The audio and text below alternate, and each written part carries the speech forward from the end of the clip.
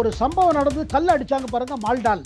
கல்லடி சம்பவத்தில் காரோட பின்னாடி கிளாஸ் உடைஞ்சு போச்சு, ராகுல் காந்தி கிளாஸ். அப்ப அதிர் ரஞ்சன் சௌத்ரி ரொம்ப இதுவா சொன்னாரு, இந்த திரிணாமுல் காரங்க தான் கல் விட்டு எறிஞ்சு காரை இது பண்ணிட்டாங்க, சேதம் ஏற்படுத்தினாங்க. ஒரு பக்கம் ராகுல் காந்தி அடி வாங்கிட்டு கூட அடி வாங்கலன்னு சொல்றாரு, கல்லு மேல் தாக்கல் ஏற்படல, அது அப்படியே உடைஞ்சு போச்சுங்கிறாங்க. ஆனா தொண்டர்களும் தலைவர்களும் அதிர் ரஞ்சன் தலைவர்கள் சொல்லிட்டாங்க, இவங்க கல்லு விட்டு இருந்துதான் சேதம் ஏற்பட்டுச்சு. இல்ல அப்படி இல்ல, தப்பா சொல்றாங்கன்னு இவங்க கிளாரிபிகேஷன் பண்றாங்க. ராகுல் காந்தி ஒரு தர்ம சங்கடத்தில் இருக்காரு. எங்கேயோ ஒரு இடத்துல மக்கள் மத்தியில் ஒரு அதிருப்தி இருக்கிறது, அவங்க ஒரு ஆல்டர்னேட்டிவ் பாக்குறாங்க, போக இன்னும் தேட ஆரம்பிப்பாங்க. அதே ஆல்டர்னேட்டிவ் வச்சுதான் நம்ம பாத யாத்திரை பண்ணிட்டு இருக்காரு அண்ணாமலை, பிஜேபி தலைவர். அப்படி பார்க்கும் பொழுது தமிழ்நாடு அரசியல் ஒரு டைரக்ஷன்ல போகுது. லோக்சபா தேர்தலுக்கு பிறகு திமுக பேசினா சரி, திமுக ஒரு தமிழ்நாடு கட்சி, காங்கிரஸ் எல்லா இடத்துலையும் கட்சி இப்படி பேசிட்டு என்ன ஆகும்? பியூஷ் கோயலோட என்ன உத்தேசம் என்ன? இதை நம்ம எடுத்து சொன்னா ஆல் இண்டியா லெவல்ல காங்கிரஸ் எந்த மாதிரி பாலிசி பண்றாங்க பாருங்க. எவ்வளவு எதுக்கு வேணா போத்தாரு மக்களை பிரிக்கிறதுக்குன்னு அவர் சொல்றாரு.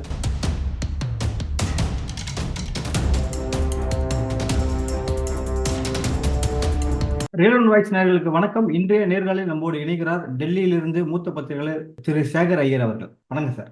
வணக்கம் சார். பார்த்தீங்கன்னா பியூஷ் கோயல் பேசியிருக்காரு சார். தென் தமிழகத்தில் அடிக்கடி சொல்லப்படுற ஒரு வார்த்தை தனிநாடு.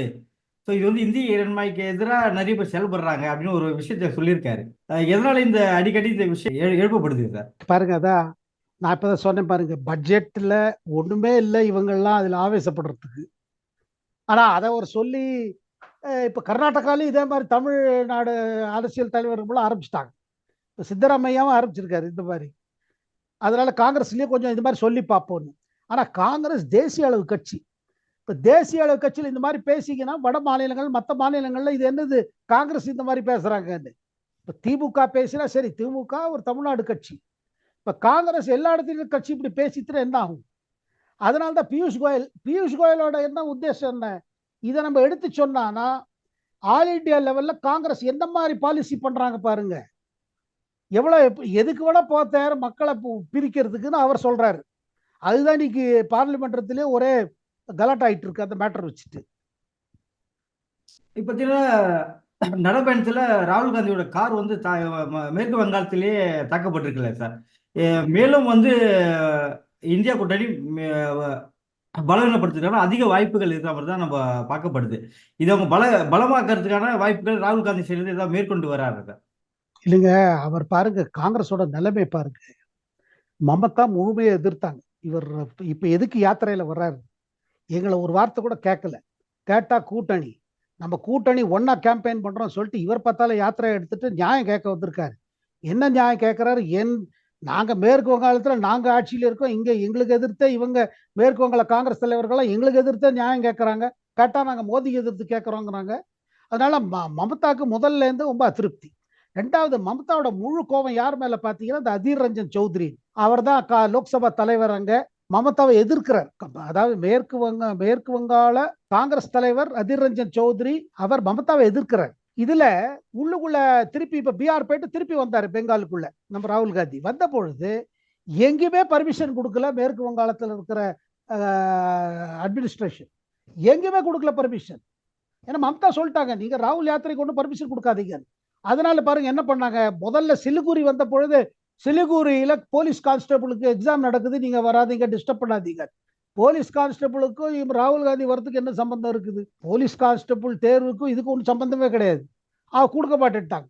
திருப்பி இப்போ உள்ள வந்த போது என்ன சொன்னாங்க, இல்ல இப்ப இந்த எக்ஸாம்லாம் வருது, பசங்களோட டெஸ்ட் எக்ஸாம் வருது, நீங்க வராதீங்க. அதான் ஆனா ஒரு சம்பவம் நடந்து கல் அடிச்சாங்க பாருங்க மால்டால்ல. கல்லடி சம்பவத்துல காரோட பின்னாடி கிளாஸ் உடைஞ்சு போச்சு, ராகுல் காந்தி கிளாஸ். அப்ப அதிர் ரஞ்சன் சௌத்ரி ரொம்ப இதுவா சொன்னாரு, இந்த திரிணாமுல் காரங்க தான் கல் விட்டு எறிஞ்சு காரை இது பண்ணிட்டாங்க, சேதம் ஏற்படுத்தினாங்க அப்படின்னு அவர் சொன்னாரு. அது சொன்ன பிறகு கொஞ்ச நேரத்துல என்னவோ தெரியல, காங்கிரஸ் அதை விட்ரா பண்ண வச்சுட்டாங்க. இல்ல அது மாதிரி அல்ல, கயர் கட்டி இருந்து கயர் பின்னாடி போகும், அது ஒண்ணு நடக்கிற சம்பவம். ஒரு கயர் பின்னாடி இருந்துன்னா அதுவும் நம்ம சொகுசு கார்ல அவ்வளவு ஈஸியா கிளாஸ் உடையாது. 45 லட்சம் 50 லட்சம் 60 லட்சம் போட்ட கார்ல அப்படி ஒண்ணு ஒரு கயர் பட்ட கிளாஸ் உடையாது. இல்ல அது அதனால உடைஞ்சதுன்னு கதையை பாத்திட்டாங்க. இதை எதிர்ச்சி ஆயிடுச்சு பெங்கால் தலைவர், இவங்க தலைவர்களுக்கும் சரி தொண்டர்களுக்கும். அவங்க கல் விட்டு எரிஞ்சாங்க, நம்ம மேலாம் கல் விழுந்துருச்சு. இது என்னன்னா ஒண்ணுமே நடக்கலன்னு ஏன் இப்படி நம்ம நம்ம நம்ம தலைவர்களை ஏன் தயிர் சாத்துக்குள்ள பூசணிக்காய் வைக்கிறாங்கன்னு கேட்டாங்க. அப்ப எங்கேயோ ஒரு இடத்துல ராகுல் காந்தி மமதா கை விட்டு போகக்கூடாதுன்னு பாக்குறாங்க. ஆனா மமதா என்னவோ முடிவு பண்ணிட்டாங்க, 42 நிக்கணும். ஏன்னா அவங்க என்ன சொல்றாங்க, ஒரு சீட் யாருக்கும் கொடுக்க கூடாது. ஏன்னா இவங்க மமதா கோபம் இடதுசாரி கட்சிகளோடு இன்னும் இருக்காங்க. காங்கிரஸ் எந்த இடதுசாரி கட்சிகள் 30 ஆண்டு காலம் மேற்கு காலத்துல என் தொண்டர் மீது என் மீது பல தாக்குதல் நடத்தியிருக்காங்க. இவங்க காங்கிரஸோட கூட்டணி, அந்த காங்கிரஸ் கூட்டணிக்கு நான் ஒதுக்கீடு கொடுக்கணுமா, மாட்டேன், எனக்கு கொடுக்க மாட்டேன் அப்படின்னு அவங்க இருக்காங்க. இதுல கூட்டணி இப்ப இது என்னன்னா இந்திய அலையன்ஸ்ல இதெல்லாம் நடக்குதுங்க. ஒரு பக்கம் ராகுல் காந்தி அடி வாங்கிட்டு கூட அடி வாங்கலன்னு சொல்றாரு, கல்லுபல் தாக்கல் ஏற்படல, அது அப்படியே உடைஞ்சு போச்சுங்கிறாங்க. ஆனா தொண்டர்களும் தலைவர்களும் அதிரஞ்சன்மா தலைவர்கள் சொல்லிட்டாங்க, இவங்க கல் விட்டு இருந்துதான் சேதம் ஏற்பட்டதுன்னு. இல்ல இல்ல அப்படி இல்ல, தப்பா சொல்றாங்கன்னு இவங்க கிளாரிபிகேஷன் பண்றாங்க. இப்ப ராகுல் காந்தி ஒரு தர்ம சங்கடத்துல இருக்காரு. ஏனோ நம்ம யாத்திரை ஆரம்பிச்சோம், யாத்திரைக்கு சப்போர்ட் கிடையாது. அகிலேஷ் யாதவ் சப்போர்ட் பண்ண மாட்டேங்கிறாரு. எங்களெல்லாம் கேட்காம நீங்க பாட்டால கூட்டணி எல்லாம் பேசி முடிச்ச பிறகு உங்க இமேஜை ப்ரொஜெக்ட் பண்ண கிளம்பி இருக்கீங்க யாத்திரையில, இது நாங்க எது கோஆபரேட் பண்ணணும் அப்படின்னு வருது. இதெல்லாம் பாத்தீங்கன்னா இந்தி கூட்டணி பிராக்டிக்கலா பாத்தீங்கன்னா இஸ் கான். ஒண்ணும் இல்லைங்க, இட் இஸ் டெட். அங்கங்க பேச்சுவார்த்தைகள் நடக்கிறது அவங்க சீட்டுக்கே வழிய, அகில இந்தியா லெவல்ல ஒரு எதிர்கட்சி கூட்டணி பிஜேபியை எதிர்த்து பிரதமர் மோடியை எதிர்த்து இருக்கிற ஒரு கூட்டணிங்கிறது இன்னைக்கு பாத்தீங்கன்னா கொலாப்ஸ் பண்ண ஆரம்பிச்சிருச்சு. என்ன கேட்டீங்கன்னா அது கொலாப்ஸ் ஆயிடுச்சு. ஆனா இந்த கொலாப்ஸ் ஆன கூட்டணியில ஸ்டாலின் இன்னும் ஓவர் கான்பிடன்ட்ல இருக்காரு சார். இல்ல அவர் அது காமிக்காம இருக்க முடியாது இல்லைங்க. அவர் போன தடவை 2019 என்ன சொன்னாரு, ராகுல் காந்தியை பிரதமர் ஆக்குவோன்னு சொன்னார். இப்ப அவர் அது மாதிரி சொல்றதுக்கான இது தைரியம், அது உள்ள தைரியம் இருக்குதாலே வெளில சொன்னாலும் சொல்லலாம், ஆச்சரியம் இல்லை. ஆனா இப்ப அவர் சொன்னானா கட்சியிலே சிரிப்பாங்க, என்னங்க நீங்க சும்மா இருங்க, நம்ம ஏதோ ஜெயிப்போம் சொல்லி விடுங்க, ராகுல் காந்தி பிரதமர் அவெல்லாம் பேசாதீங்கம்பாங்க. இல்லைங்க காங்கிரஸ் அதாவது என்ன பிரச்சனை, அடிப்படை பிரச்சனை எதிர்கட்சிகளோட கூட்டணி பிரச்சனை என்னன்னா, காங்கிரஸ் ரொம்ப வீக்கா இருந்துட்டு ஒரு அழகா திட்டவட்டமாக பாருங்க 5 வருட காலம் கிடைச்சது உங்களுக்கு. 2019 பிறகு நீங்க உங்க எதிர்கட்சிகளை ஒன்னா சேர்க்குவது, ஒன்னா பேசுவது, எவ்வளவு தொகுதி, இதெல்லாம் முடிச்சிருக்கிற வேலை. பிப்ரவரி மாசத்துக்கு வந்த பிறகு நீங்க கூட்டணி ஒன்றும் பேச்சுவார்த்தையிலே போயிட்டு இருக்கு. கன்வீனர் மேட்டர்ல போடுறேங்கிட்ட சொல்லி நிதிஷ்குமார் கிளம்பி போயிட்டாரு. ஏன்னா அவர் ஃபெல்ட் இன்சல்டட், அவருக்கு ஹியூமிலேஷன் ஆயிடுச்சு. ஏன்னா இது நம்மளை வச்சு உழக்க வச்சாங்க, எல்லா கட்சிகளும் ஒன்னா கொண்டு வந்த பிறகு எனக்கு கன்வீனர் பதவி தரத்துக்கு கூட ராகுல் காந்தி எதிர்த்தாரு, லாலுவும் மறைமுகமா என்ன எதிர்த்தாரு அப்படின்னு அவங்களுக்கு வந்துருச்சு. அந்த கோவத்துல தானே அந்த மீட்டிங்ல ஹிந்தியில பேசுங்கன்னு சொன்ன போது டிஆர் பாலு மேல ஒரு கோவம் அடிச்சுட்டார்ல. அவர் டிஆர் பாலு மேல கோவப்படல. இந்த என்ன கூத்து நடக்கிறது இங்க, நம்மள சொல்றாங்க ஒண்ணு செய்யறாங்க ஒண்ணு. அண்ட் காங்கிரஸ் இவங்கள்ட்ட ரொம்ப கிளவரா இருக்காங்க. காங்கிரஸோட அதாவது அவங்களுக்கு என்னன்னா கடைசி வரையில் இப்படியே கொண்டு போயிடும். அவங்க நினைச்சாங்க காங்கிரஸ் இந்த ராஜஸ்தான், மத்திய பிரதேஷ், சத்தீஸ்கர்ல ஜெயிச்சுட்டா வச்சுக்காங்க, நம்மளோட செல்வாக்கு நல்லா ஓங்கிடும். டிஎம்கே கூட அதிட்டு கேட்கலாம், எனக்கு 12 சீட்டு கொடு, 15 சீட்டு கொடு, டிஎம்கே கூட கொடுக்க மாதிரி ஒரு சிச்சுவேஷனை பண்ணலாம்னு நினைச்சாங்க. ஆனா அந்த 3 இதுலயும் தோத்து போயிட்டாங்க. தோத்து போன பிறகு காங்கிரஸுக்கு அந்த செல்வாக்கு போயிட்டு அந்த மவுஸ் போயிட்டு, அது போன பிறகு நீங்க என்ன பாக்குறீங்கன்னா காங்கிரஸோட இட ஒதுக்கீடுல எல்லா இடத்துலயும் பிரச்சனையா இருக்குது. அகிலேஷ் யாதவ் உத்தரப்பிரதேசத்துல என்ன சொல்றாரு, 11 எடுத்துட்டு போங்கிறார். தமிழ்நாடு பேச்சுவார்த்தைகள் எந்த இடத்துல போய் நிக்குது நமக்கு அக்யூரேட்டா தெரியாது. ஆனா இவங்க கேட்ட நம்பர் கட்டாயமா கிடையாது, கொடுத்ததை வாங்கிட்டு போக வேண்டிய ஒரு சுச்சுவேஷன் வந்துட்டு இருக்கு. காங்கிரஸ் கிட்ட பெரிய ஆப்ஷன்ஸும் கிடையாது தமிழ்நாடு பொறுத்து மட்டும்.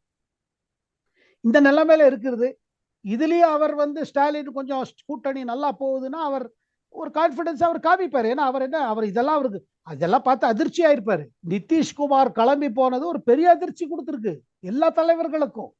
தமிழ்நாட்டில் பார்த்தீங்கன்னா அந்த புயல் மிக்ஜாம் புயல் வந்ததுக்கு அப்புறம் பார்த்தீங்கன்னா திமுக ஆட்சி மேல மிகப்பெரிய அதிருப்தி எல்லா தரப்பு மக்களுக்கும் இருக்கு. தென் தமிழ்ல அளவுக்கு மீறிய வெள்ளத்தாலையும் மிகப்பெரிய அதிருப்தி இருக்கு. இந்த அதிருப்தி இருக்கும் பட்சத்தில் திமுக எந்த அளவுக்கு மெகா கூட்டணி அமைச்சாலும் அவங்க வெற்றி பெறக்கான சாத்தியக்கூறுகள் தமிழ்நாட்டில் இருக்கா சார்? இல்லைங்க, கூட்டணி தொடருங்க.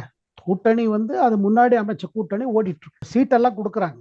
இவங்க டிஎம்கே என்ன நம்புறாங்க, சரி இப்போ மழையெல்லாம் முடிஞ்சு போச்சு, வெயில் வந்துருச்சு, மக்கள் முள்ள மறந்துடுவாங்கன்னு நினைக்கிறாங்க. ஆனா இந்த புயலை தவிர்த்து, புயல் நிவாரணத்தை தவிர்த்து மற்ற விஷயங்கள்லாம் இன்னும் இருக்குது, நிறைய அகேன்ஸ்டா இருக்குது. அதாவது ஆன்டி கவர்மெண்ட் ஃபேக்டர் நிறைய இருக்குது மக்கள் மத்தியில. அரசோட செயல்பாடை வச்சுட்டு ரொம்ப அவங்க அவ்வளவு இதுவா இல்லைங்க, திருப்தியா இல்லைங்க. இதை எதிர்க்கட்சிகள் எப்படி எக்ஸ்ப்ளாய்ட் பண்ண போறாங்கன்னு. ஊழல் ஒரு பெரிய இஷ்யூவா இருக்குது. அந்த ஊழலை பத்தி காங்கிரஸ்காரங்களும் பேசுறாங்க. டிஎம்கே தலைவர்கள்ட்ட என்ன சொல்றாங்க, நீங்க அதிகமா எங்கள்கிட்ட கொடுங்க, உங்களுக்கு எதிர்த்த மூடு இருக்குது அப்படின்னு சொல்றாங்க. உங்களுக்கு ஒண்ணு நீங்க நினைக்கிற மாதிரி மூடு அவ்வளவு டாப் கிளாஸ் இல்ல, கொஞ்சம் கம்மியா தான் இருக்குது. அதனால தானே ஆக்டர் விஜய் இந்த நேரம் பார்த்து அனௌன்ஸ் பண்றாரு. எங்கேயோ ஒரு இடத்துல மக்கள் மத்தியில ஒரு அதிருப்தி இருக்கிறது, அவங்க ஒரு ஆல்டர்னேட்டிவ் பாக்குறாங்க, போக போக இன்னும் தேட ஆரம்பிப்பாங்க. அதே ஆல்டர்னேட்டிவ் வச்சுதான் நம்ம பாத யாத்திரை பண்ணிட்டு இருக்காரு அண்ணாமலை, பிஜேபி தலைவர். அப்படி பார்க்கும் பொழுது தமிழ்நாடு அரசியல் ஒரு டைரக்ஷன்ல போகுது. லோக்சபா தேர்தலுக்கு பிறகு புது கட்சி, புது கூட்டணி, புது விஷயங்கள், பல விஷயங்கள் ஆக போகுது. இப்ப சொல்ல போனா இது தேர்தலுக்கு முன்னாடி என்ன ஆக போகுது நம்ம பார்க்கணும். அதாச்சும் இப்ப கமல் கூட இப்ப உள்ள வரதா சொல்றாங்க. இப்ப 2024 இந்த எலெக்ஷன்ல திமுக கிட்ட இருக்கிற இந்த ஆன்டி ஃபேக்டர் விஷயத்த வந்து எந்த கட்சிக்கு சாதகமா அமையும் சார் இந்த 2024 நாடாளுமன்ற தேர்தலை பொறுத்த வரைக்கும்? அதாவது பிஜேபியும் அதிமுகவும் கூட்டணி தொடர்ந்து இருந்தான்னா அவங்க கொஞ்சம் இதுல நிறைய பெனிஃபிட் அடைஞ்சிருக்கலாம். ஆனா அவங்க வேற ஒரு காரணத்தை அதிமுக பிஜேபி விட்டுட்டு போயிட்டாங்க. அவங்களுக்கு தென் மாவட்டங்கள்ல சிறுபான்மையர் ஓட்டு நமக்கு வரதே இல்லை, அது ஒரு தடவை பிஜேபி விட்டு தனித்து நின்று பார்ப்போமே ஏதாவது வரதான்னு பாக்குறாங்க. அதனால இந்த பெனிஃபிட் எப்படி எடுக்க போறாங்க, அதை தவிர்த்து தொகுதி லெவல்ல பார்க்க வேண்டியிருக்கும். அதாவது ஒரு தொகுதியில பாருங்க, யாரு வேட்பாளர், டிஎம்கே வேட்பாளர் யாரு, அவருக்கு மக்கள் மத்தியில் எப்படி இருக்குது, அவரை எதிர்த்து இருக்கிறவரோட இது எப்படி இருக்குது, செல்வாக்கு எப்படி இருக்குது, மக்களுக்காக அவர் கொஞ்சம் உழைக்கிறவர், மக்கள் விஷயங்கள் எல்லாம் கேட்டு சால்வ் பண்றவர், அந்த மாதிரி இமேஜ் இருக்குதா, பிரச்சனைகளை தீர்க்குவாரா. ஏன்னா மக்கள் பாருங்க இப்பெல்லாம் அதிகமாக அவங்களோட எக்ஸ்பெக்டேஷன் அதிகமாயிட்டு போறது எல்லா இடத்துலையும். நான் குறிப்பிட்டு தமிழகம் சொல்லல, எல்லா இடத்துலையும் பார்த்தீங்கன்னா இன்னைக்கு ஒரு எம்எல்ஏ எம்பினா அவங்களுக்கு அதிகமா அவங்கள்ட்ட வேலை எதிர்பார்க்கறாங்க. போப்ப மக்கள் என்ன சொல்றாங்க, இல்ல அவரை வரவே மாட்டார தொகுதிக்கு. இப்ப பாருங்க திருநெல்வேலி மழை பெஞ்ச போது எத்தனை கம்ப்ளைண்ட் வந்தது, அமைச்சரே வரல, யாரும் வரலீங்க, நாங்களே தான் கூட சேர்ந்து எல்லாம் நம்ம ஆட்கள்லாம் தான் சேர்ந்து பண்ணாங்க, ஒண்ணுமே வரல. அதுக்கப்புறம் தான் என்டிஆர்எஃப் வந்தது, ஆர்மி வந்தது, ஏர்ஃபோர்ஸ் வந்ததுங்கிறாங்க. இப்ப நல்ல மழை பெஞ்சு வெள்ளம் வந்ததுல. ஸோ மக்கள் மத்தியில அரசியல் தலைவர்களை பற்றி ஒரு நல்ல அபிப்பிராயம் இல்லைங்க. ஓட்டு போது வர்றாங்க, மற்ற நேரத்தில் வரது இல்லைன்னு இருக்குது. அந்த கோவம் ஈஸியா போகாது. இப்போ தேர்தல் டயத்துல வந்தீங்கன்னா அதெல்லாம் ஞாபகம் வரும். அது ஞாபகம் வந்துருச்சுன்னா எப்படி பண்ணுவாங்க. ஆனா கூடவே தமிழ்நாடு அரசியல் உங்களுக்கு தெரியும், தேர்தலுக்கு முன்தினம் முன்னிரவு வந்து 5-10 கொடுத்து ஓட்டு அப்படி வாங்கிடுவாங்க. அது வேற இருக்குது. அதையும் மக்கள் புரிஞ்சுட்டு ஓட்டு போட்டாங்கன்னா அவங்க ஃபியூச்சருக்கு நல்லது. சரி, பார்த்தீங்கன்னா இந்த அதிருப்தி இருக்கும் பட்சத்திலே இவருக்கு என்ன ஒரு சில விஷயங்கள் திமுக கையாளும் போதுதான் தொகுதிகளை மாறி நிற்கணும், தொகுதிகளை மாறினா நம்ம வெற்றி பெறலாம், அதில் பார்த்தா உதயசூரியன் சின்னம் வந்து அவங்களுக்கு கை கொடுக்கும் அப்படின்ற இதுல வந்து அவங்க நிலைப்பாட்டில் இருக்காங்க. ஸோ எல்லா இடத்துலையும் உதயசூரியனை ப்ரொஜெக்ட் பண்ணிட்டு வராங்க. ஸோ இந்த ஸ்ட்ராட்டஜி வந்து ஸ்டாலினுக்கு எந்த அளவுக்கு ஹெல்ப்ஃபுல்லாக இருக்குது சார்? இல்ல கட்டாயம் பாருங்க, அவங்க எல்லா கட்சிகளும் இப்ப டிஎம்கே பாத்தீங்கன்னா அவங்க சர்வே எல்லாம் பண்றாங்க. சர்வே பண்ணிட்டு கட்சி மேல எவ்வளவு அதிருப்தி இருக்குது, நம்ம அரசு மேல எவ்வளவு திருப்தி இருக்குது, லோக்கல் யார் இப்போ எம்பியோ அவங்க மேல என்ன எப்படி இருக்காங்க, திருப்தியா இருக்காங்களா, கூட்டணி கட்சியா இருந்தா அவங்கள மேல எப்படி இருக்குது, எல்லாத்தையும் அசஸ் பண்றாங்க. அதனால ஒரு ஜெனரல் ஃபார்முலா இருக்காது, ஒரு தொகுதியா போவாங்க. சில தொகுதியில என்ன சொல்லுவாங்க, இப்ப காங்கிரஸ் இருக்கிற தொகுதிகள் இருக்கு பாருங்க, இந்த காங்கிரஸ் கேண்டிடேட்டை போட்டா அது நமக்கு வருமா, இல்ல அந்த இடத்துல நம்ம டிஎம்கே இது பண்ணலாமா, இல்ல சில நேரத்துல காங்கிரஸ் தலைவர்களை நீங்க டிஎம்கே சிம்பிள்ல கண்டெஸ்ட் பண்ணு கூட சொல்லலாம். இந்த மாதிரி பல இது உங்களுக்கு ஃபார்முலாஸ் இதெல்லாம் வரும். இதுங்க இது போக பார்த்தீங்கன்னா இன்னைக்கு தேதியில ஒரு தேர்தலில் ஃபைட் பண்றது ஒரு சயின்டிஃபிக்கா இருக்குது.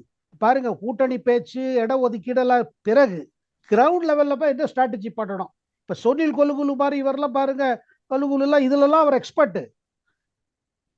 இப்போ இதுல பண்ணி கொடுத்தாரு, கர்நாடகாவில் பண்ணி கொடுத்தாரு, மத்திய பிரதேசல பண்ண பார்த்தாரு, கமல்நாத் பண்ண விடல அவரை. அதனால தான் ராகுல் காந்தி கமல்நாத் மேல கோவம்.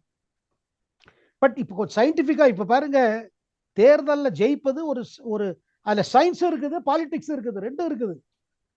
அத கணிதமும் இருக்குது, எவ்வளவு ஓட்டு இருக்குது, இவங்க யாருக்கு போடுவாங்க, எந்த கேண்டிடேட்டை நிப்பாட்டலாம், அந்த கேண்டிடேட்டுக்கு எப்படி இருக்குது.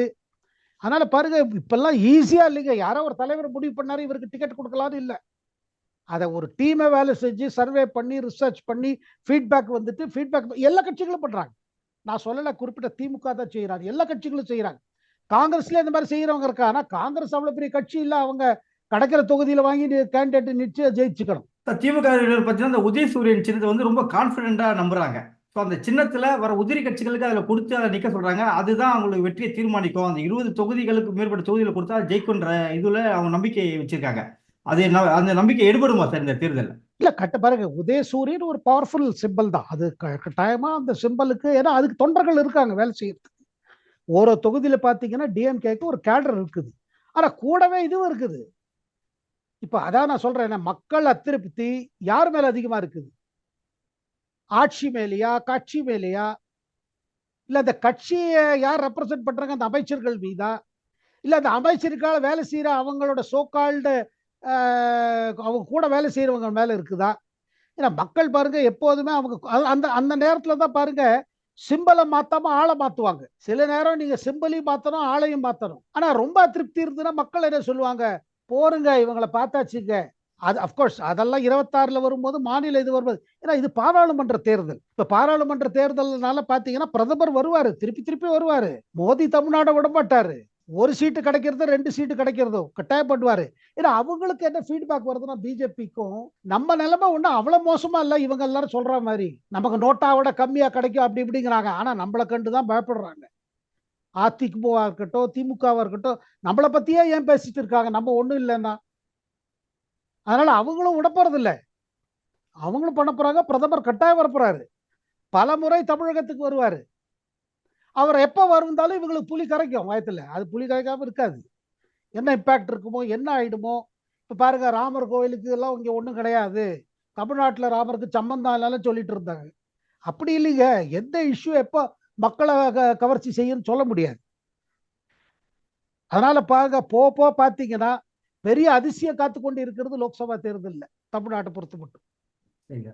நடப்பு அரசு பல்வேறு கருத்துக்களை மிக மிக நன்றி சார். வணக்கம்.